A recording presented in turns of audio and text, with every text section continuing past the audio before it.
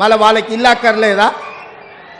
అందుకే ఇవాళ ఇల్లు లేని పేదవాడికి పెళ్ళైన ప్రతి పిల్లవాడికి ఇందిరమ్మ ఇల్లు ఇవ్వాలని 4.5 లక్షల ఇండ్లు 22,500 కోట్లతోటి ఇవాళ భద్రాచలంలో మీ పేదోళ్ళని ఆదుకోవడానికి, మీ పేదల ఆత్మగౌరవంతో బ్రతకడానికి మీ ఇల్లు మీకుండాలి. మీ ఇంటి ముందర మీరు కూర్చేసుకొని కాళ్ళ మీద కాలేసుకొని కూర్చోవాలి అని ఇవాళ ఇందిరమ్మ ఇండ్ల పథకాన్ని ఇవాళ మీ ప్రాంతంలో ఖమ్మం జిల్లాలో ప్రారంభించిన మిత్రులారా, ఇవాళ మేం మంచి చేస్తుంటే చూడబుద్ధి కాక చూసి ఓర్వలేక రోజు శాపనార్థాలు పెడుతున్నారు తండ్రి కొడుకులు, మామ, అల్లుడు, అయ్యా, బిడ్డ అందరూ. నేను అడగదలుచుకున్న మిత్రులారా, ఉట్టి మీద ఉన్న పాల కోసం కింద ఉన్న పిల్లి శాపనార్థాలు పెడితే ఉట్టి తెగుతుందా? ఉట్టి తెగుతుందా? ఇవాళ వాళ్ళు నీతులు చెప్తారు మీరు ఇచ్చిన హామీలు అమలు చేయండి అని. మరి మీరు ఇచ్చిన హామీలు 10 ఏళ్ళు అయింది. సిగ్గులేనోడా కేటీఆర్ ఎన్నడన్నా ఆలోచన చేసినవా?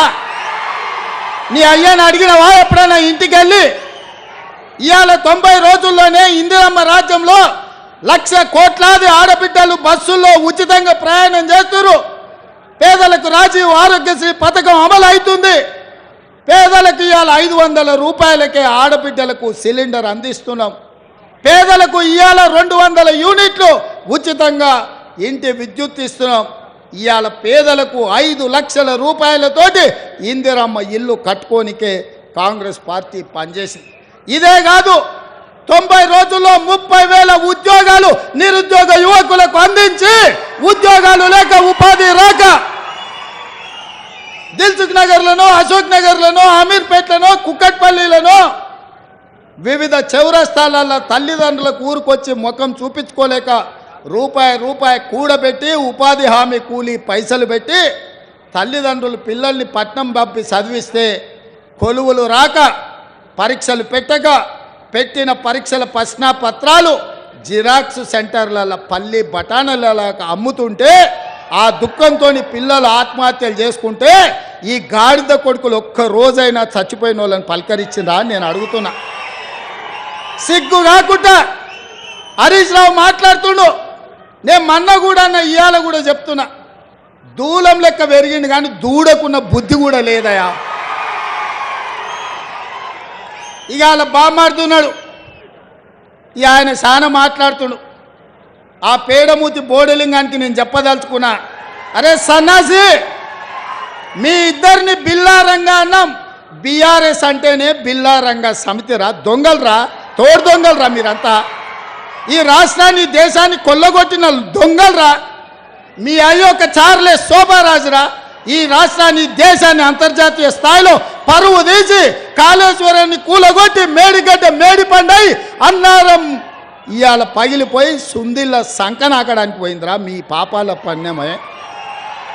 ఇట్లాంటి పాపాలు చేసి ఇక్కడ రాజీవ్ సాగర్, ఇందిరాసాగర్ ప్రాజెక్టులు మనం కడితే సీతారామ ప్రాజెక్టు, భక్తరామదాసు ప్రాజెక్టు అని పేర్లు మార్చి 1000 కోట్లు కొల్లగొట్టి ఖమ్మం జిల్లాకి ఇవాళ తాగడానికి నీళ్లు లేని పరిస్థితులు కల్పించిన దరిద్రులారా, మీరు వచ్చి మా గురించి మాట్లాడే. ఇక మీ జిల్లాల వాళ్ళకు చప్రాసి ఉన్నాడు, ఒంటికన్ను శివరాసన్. ఒంటికన్ను శివరాసన్ ఎవరో తెలుసు కదా మీ జిల్లాల. మరి ఇప్పుడు ఆయన ఏడున్నాడు, అంతకుముందు నీలిగిండు, మన వాళ్ళ మీద కేసులు పెట్టిండు ఇవాళ. అందుకే మిత్రులారా, మీరు ఆలోచన చేయండి. BRS BJP కుమ్ముక్కైంది.